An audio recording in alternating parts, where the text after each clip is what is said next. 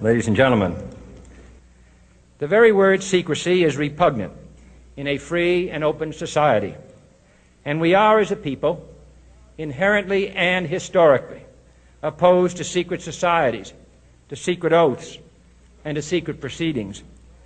We decided long ago that the dangers of excessive and unwarranted concealment of pertinent facts far outweighed the dangers which are cited to justify it. Even today, there is little value in opposing the threat of a closed society by imitating its arbitrary restrictions. Even today, there is little value in ensuring the survival of our nation if our traditions do not survive with it.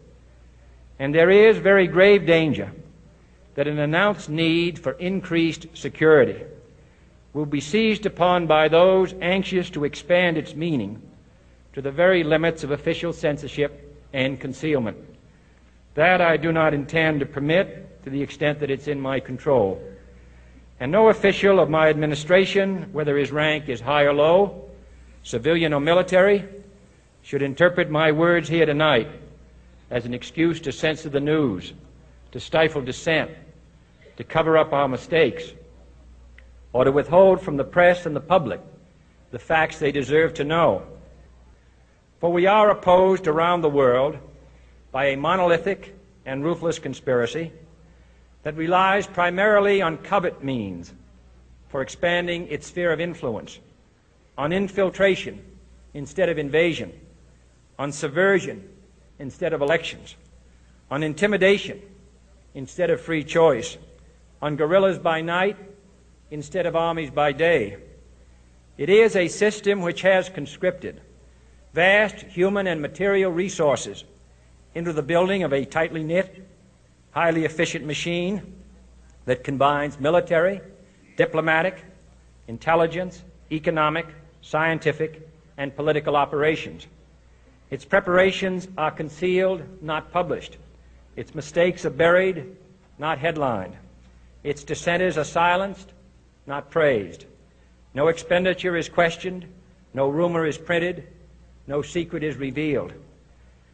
No president should fear public scrutiny of his program, for from that scrutiny comes understanding, and from that understanding comes support or opposition, and both are necessary. I am not asking your newspapers to support an administration, but I am asking your help in the tremendous task of informing and alerting the American people. For I have complete confidence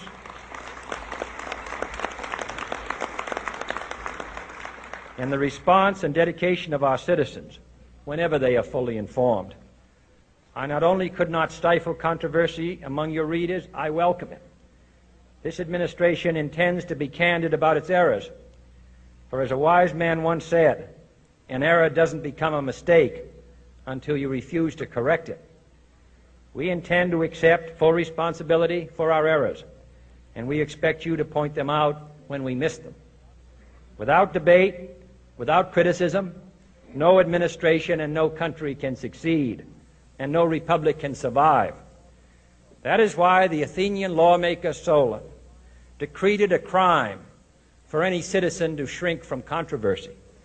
And that is why our press was protected by the First Amendment, the only business in America specifically protected by the Constitution, not primarily to amuse and entertain, not to emphasize the trivial and the sentimental, not to simply give the public what it wants, but to inform, to arouse, to reflect, to state our dangers and our opportunities, to indicate our crises and our choices, to lead, mold, educate, and sometimes even anger public opinion. This means greater coverage and analysis of international news, for it is no longer far away and foreign, but close at hand and local. It means greater attention to improved understanding of the news, as well as improved transmission. And it means, finally, that government at all levels must meet its obligation to provide you with the fullest possible information outside the narrowest limits of national security.